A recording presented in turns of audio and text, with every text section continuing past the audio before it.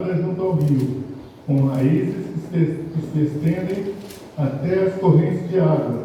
Não se incomoda com o calor e suas folhas continuam verdes. Não teme os longos meses de seca e nunca deixa de produzir frutos. Deus não nos criou para viver uma vida improdutiva. A pobreza e a miséria são frutos da entrada do pecado. Enquanto Adão e Eva caminhavam com Deus felizes e abençoados, o Senhor colocou nossos primeiros pais no jardim do Éden, cercou-os de tudo aquilo que lhes poderia trazer felicidade, e lhes ordenou que o reconhecessem como possuidor de todas as coisas. Fez crescer no jardim toda árvore agradável à vista, ou boa para comer, mas dentre elas fez uma reserva. De todas as demais, Adão e Eva poderiam comer livremente, mas sobre essa única árvore disse Deus: dela não comerás. Ali estava a prova de sua gratidão e lealdade a Deus. Infelizmente, eles não cumpriram o pacto de fidelidade com Deus. O pecado os separou de seu Criador, trazendo pobreza e miséria. Apesar disso, se formos a Jesus e aprendermos a confiar nele, desfrutaremos das bênçãos divinas. Da mesma forma, hoje, Deus nos dá saúde, nos dá o nosso salário, a nossa aposentadoria, mas faz uma pequena reserva para Ele. Deus diz: essa dízima é minha, é reservado para mim e para a minha obra. Se nós não tocarmos nela, nós seremos muito mais felizes. Havia uma condição, e nesta estava estipulado o livre-arbítrio, obediência. Obediência para que o casal tivesse felicidade e prosperidade eterna. Deus não limita suas bênçãos, mas Ele estipula condições. Abraão foi um desses homens abençoados por Deus. E o que Deus tinha em seus planos ao abençoá-lo? Vamos ler também Gênesis 12, 1 e 2.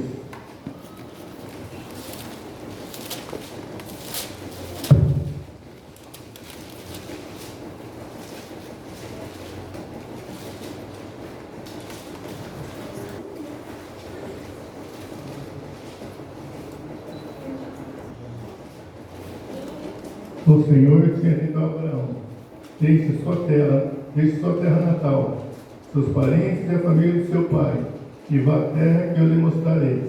Farei de você uma grande nação, e abençoarei e te tornarei famoso, e você será uma bênção para outros. Então, Deus abençoou Abraão para que ele fosse uma bênção para outros. Quando Deus nos abençoa, não é apenas para o nosso próprio bem, mas também para que nos tornemos canais de bênção. As pessoas que recebem e não entregam deixam de ser manancial e se transforma num poço de água estragada. Mas aquele que compartilha mais, receberá mais. E esse é o princípio de uma vida. Enquanto o ser humano natural acha que se entregar mais ficará com menos, Deus ensina que a maneira de multiplicar o que se possui é compartilhando aquilo que recebe de Deus. Vamos ver também o que está em Mateus 14, de 13 a 21. 14, de 13 a 21, que fala a primeira multiplicação dos pães. Logo que Jesus ouviu a notícia, partiu de barco para um lugar isolado, a fim de ficar só. As multidões, porém, descobriram para onde ele ia e o seguiram a pé, vindas de muitas cidades.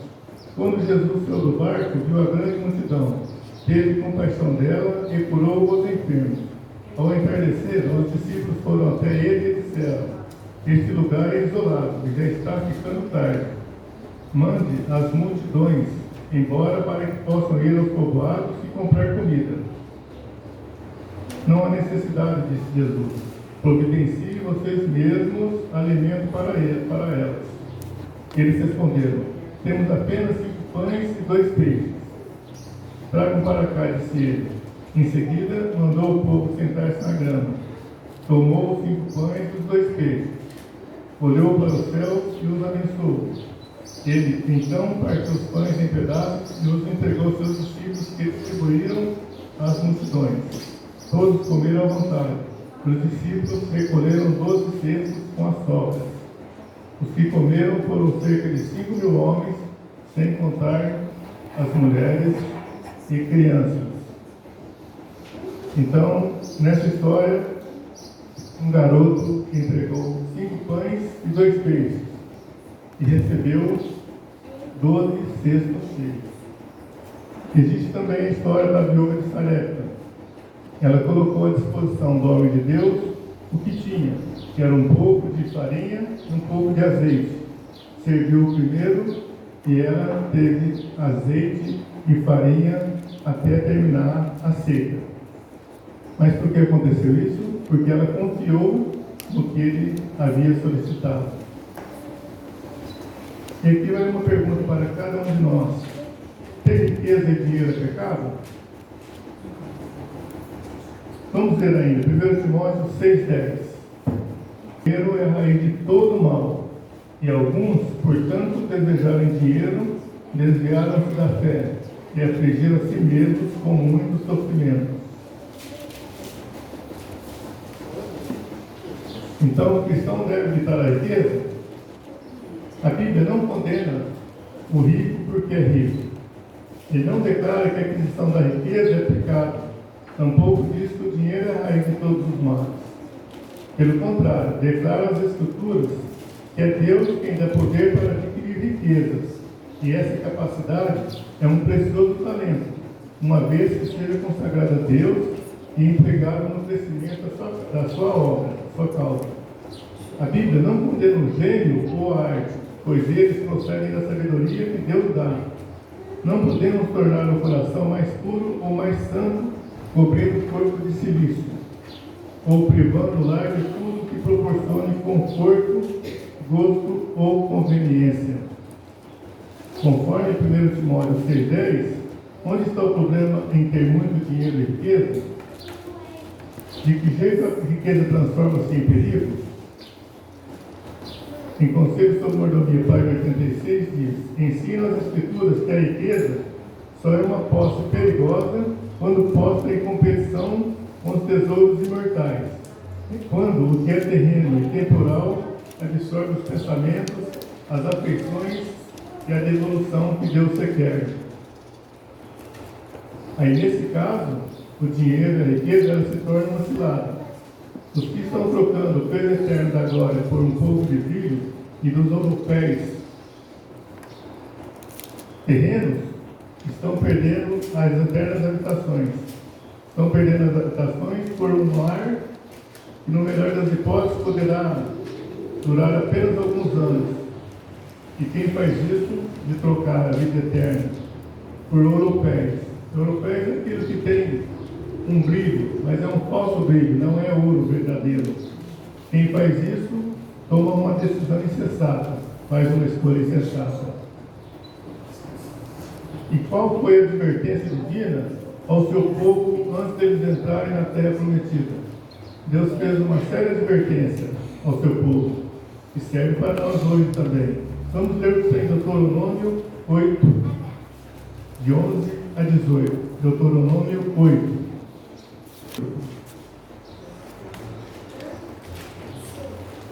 Está escrito: tenham cuidado para que, em meio à fartura, não se esqueçam do Senhor seu Deus, e desobedeçam aos mandamentos, estatutos e decretos que hoje lhes dou. Quando ficarem satisfeitos e forem prósperos, quando tiverem construído belas casas onde morar, e quando seus rebanhos tiverem se tornado numerosos, e sua prata e seu ouro tiverem se multiplicado, junto com todos os seus bens, tenham cuidado. Não se tornem orgulhosos e não se esqueçam do Senhor seu Deus, que os libertou da escravidão na terra do Egito.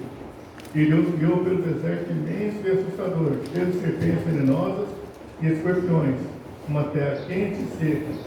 Ele lhes desceu água da rocha, sustentou-os no deserto com maná, alimento que seus antepassados não conheciam, para humilhá-los e prová-los, para o seu próprio bem. Fez tudo isso para que vocês jamais viessem a pensar: conquistei toda essa riqueza com minha própria força. Lembre-se do Senhor seu Deus, é Ele que lhes dá força para serem bem-sucedidos, a fim de confirmar a aliança solene que fez com seus antepassados, como hoje se vê. Então, a maior dificuldade pela qual passamos não é quando está tudo bem, não é quando está tudo mal, quando estamos com dificuldade, doentes, desempregados, e sim quando estamos na abastança.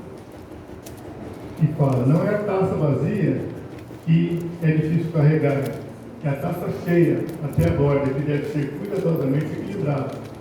A aflição e a adversidade podem causar muitos inconvenientes e podem trazer grande crise, mas a prosperidade é que é perigosa para a vida espiritual. A menos que o súdito humano esteja em constante submissão à vontade de Deus, a não ser que seja santificado pela verdade e tenha fé que opera por amor e purifica a alma, a prosperidade certamente despertará a inclinação natural para a presunção. Isso está no livro Conselhos sobre Pornografia, na página 92. Qual deve ser a motivação em tudo aquilo que o cristão fizer? O amor precisa ser um modo de ação. O amor é o princípio básico do governo de Deus no céu e na terra, e deve ser o fundamento do caráter cristão. Isto unicamente pode torná-lo e guardá-lo inabalável, habilitá-lo a resistir às provas e tentações. Então, quando estamos com dificuldades, nós nos apegamos cada vez mais a Deus. Quando passamos por turbulências, nos apegamos a Deus.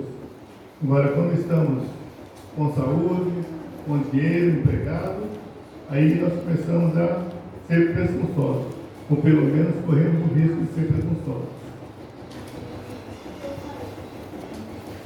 Como é revelado o amor de Deus? Como é revelado na vida do cristão?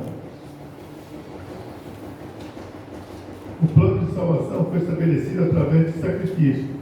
Um sacrifício tão profundo, amplo e alto, que é impossível de se medir. Cristo entregou tudo por nós, e os que aceitam a Cristo estarão prontos para sacrificar tudo pela causa do seu Redentor. O pensamento de sua honra e glória terá procedência sobre todas as outras coisas. Mais uma vez, como é revelado o amor de Deus? Vamos ler São João 3,16. Amou o mundo tanto que deu seu Filho único para que todo o que nele crê não pereça, mas tenha a vida eterna.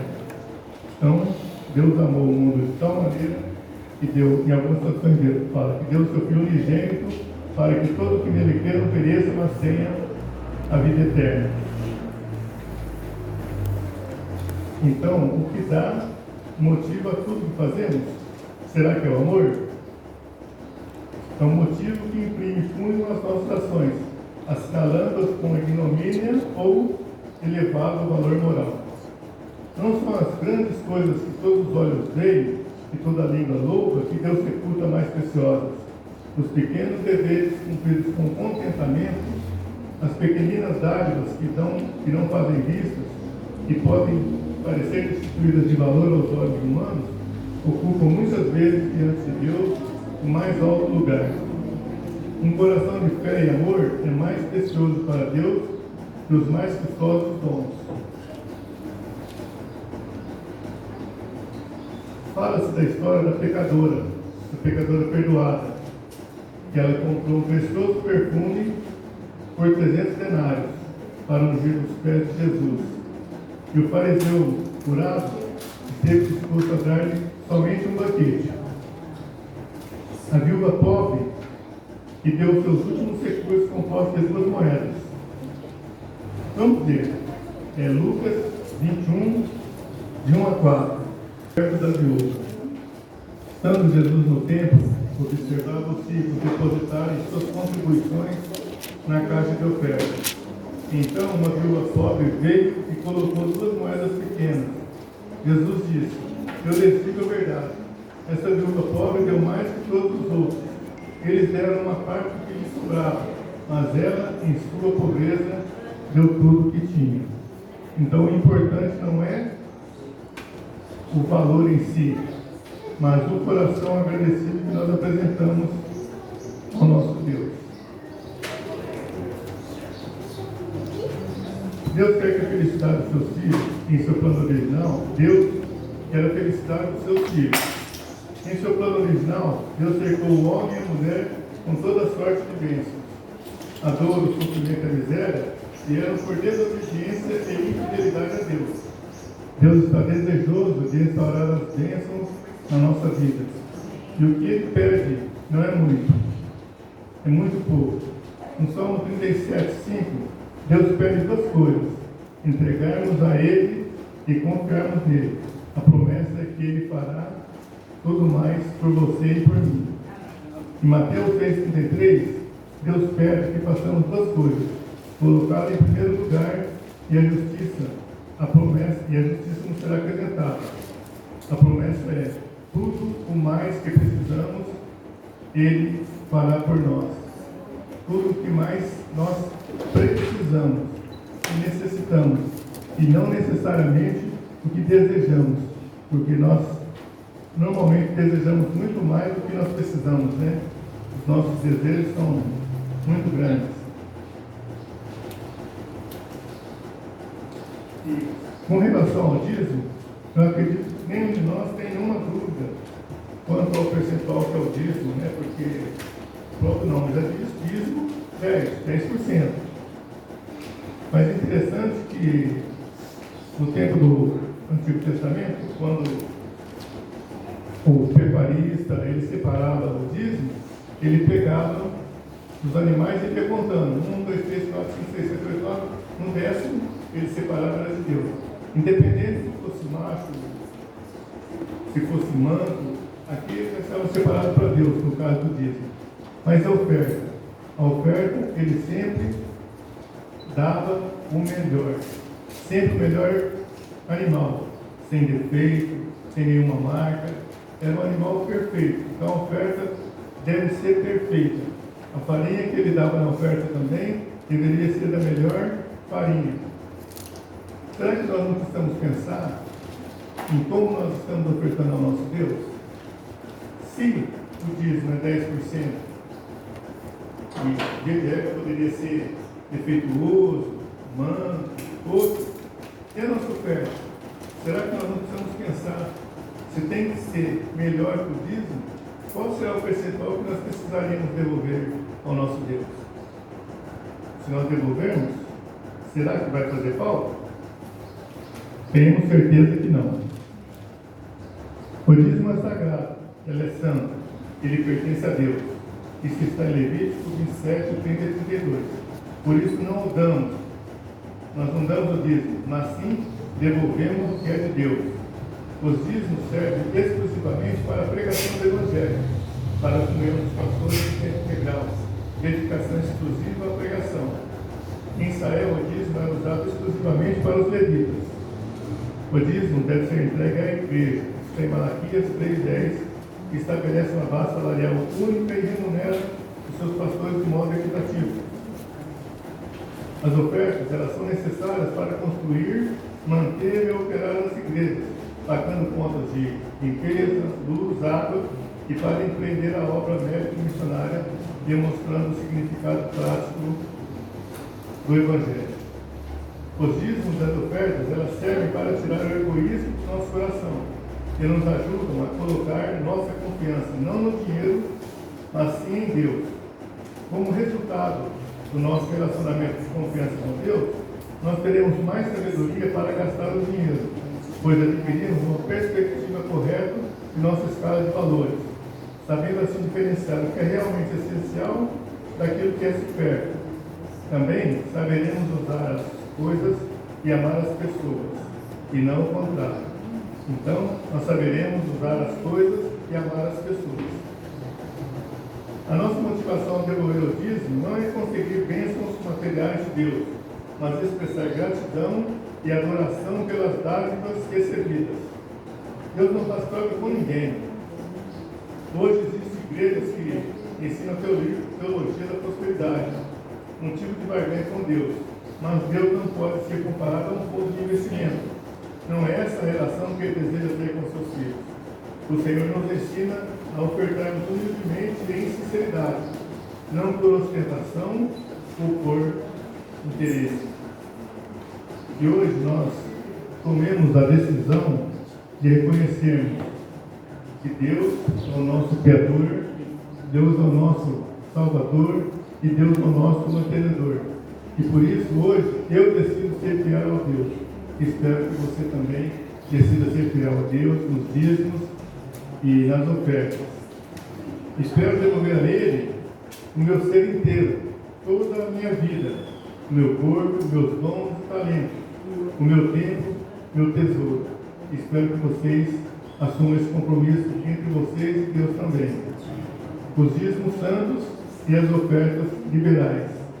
Hoje, eu decido colocar Deus em primeiro lugar e a sua justiça e confiar inteiramente em seu cuidado.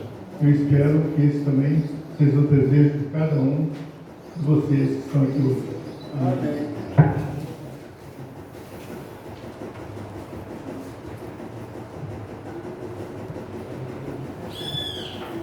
Agora, para finalizar, vamos louvar a Deus 466, um pouco mais.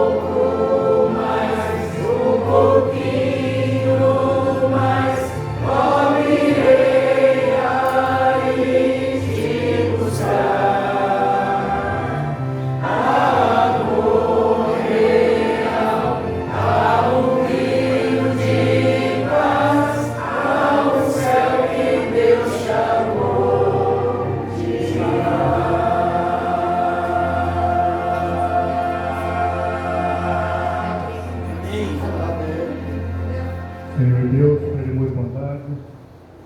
É só um pouco mais. O Senhor já está voltando. Amém. E às vezes nós ficamos brincando de ser crente, de pregar a tua palavra. Ajuda-nos, Pai, a nos prepararmos para o seu breve retorno e que nós investamos tempo no nosso relacionamento contigo para que nós não sejamos deixados para trás. Livra-nos do mal e aumenta a nossa fé e a nossa dedicação à tua causa. São favores que suplicamos por Cristo Jesus. Amém, Senhor. Amém.